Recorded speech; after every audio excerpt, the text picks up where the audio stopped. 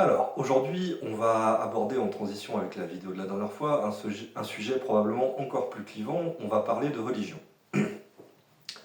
Parce qu'effectivement, par rapport à la vidéo de la dernière fois, on pourrait encore m'opposer l'argument oui, mais ça va à l'encontre des textes sacrés, c'est du blasphème, etc. Et moi, tous ceux qui me diraient ça, je leur apprendrais que malheureusement, à mon avis, c'est vous qui blasphémez, les gars. Je m'explique. Je sais pas quelle religion est la bonne, etc. J'ai beaucoup de respect pour les religions de manière générale. Je vous développerai un petit peu plus mon point de vue personnel après. Mais pour l'instant, l'idée, c'est que quelle que soit la nature de Dieu, il est divin. Et nous, on est humains. Donc pouvoir prétendre comprendre entièrement sa parole et prétendre pouvoir agir en son nom, à mon avis, ça relève du blasphème. Je pense que Dieu est assez puissant et qu'il n'a pas besoin que des pingouins énervés prétendent agir en son nom et butent ses autres créations pour ça. Voilà, ça c'est le premier point.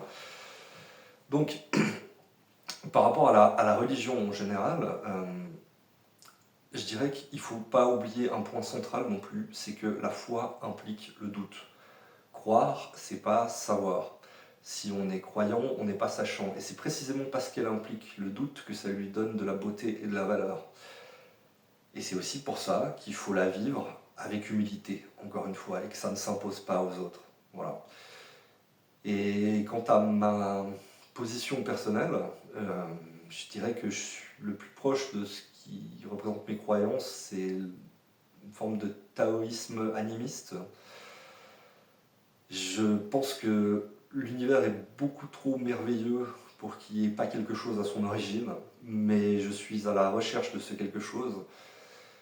Et je pense que je vous renverrai à Mircea Eliade par rapport à ça, qui est un historien des religions, qui a développé le concept de hiérophanie, que la religion en général, c'est des tentatives de communication entre le divin et l'humain, et que ça se manifeste, mais que c'est malheureusement corrompu par notre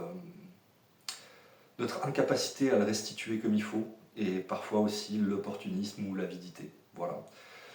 Mais il y a un point qu'il ne faut pas oublier aussi par rapport à la religion en général, parce qu'il y a quand même, comme je l'avais dit aussi dans la première vidéo par rapport au bord politique ou à ce genre de choses, il y a quand même beaucoup plus de choses qu'on retrouve dans beaucoup de religions que de choses qui les opposent. Et donc à partir de là, il ne faut pas non plus, je pense, blâmer une religion en particulier en disant oui mais voyez ce qu'ils font, etc., etc. Parce que en fait la religion c'est un outil. Et comme un marteau, il peut permettre de construire une maison, il peut aussi permettre de défoncer un crâne. Et c'est pas le marteau le coupable, c'est celui qui l'utilise. Voilà. Donc je pense que ça nécessite beaucoup d'ouverture d'esprit, de tolérance, et que chacun peut finalement marcher sur son chemin et construire ça comme il l'entend. Voilà. Voilà, on a à peu près fait le tour du sujet, et je vais dédier cet épisode à mon grand-père décédé, qui me disait toujours, avec la religion, il faut être tolérant, mais méfie-toi des dogmatiques. On montre comme ça avec le doigt. Voilà. Sur ce, je vous souhaite une bonne semaine, et je vous dis à la semaine prochaine, avec bienveillance.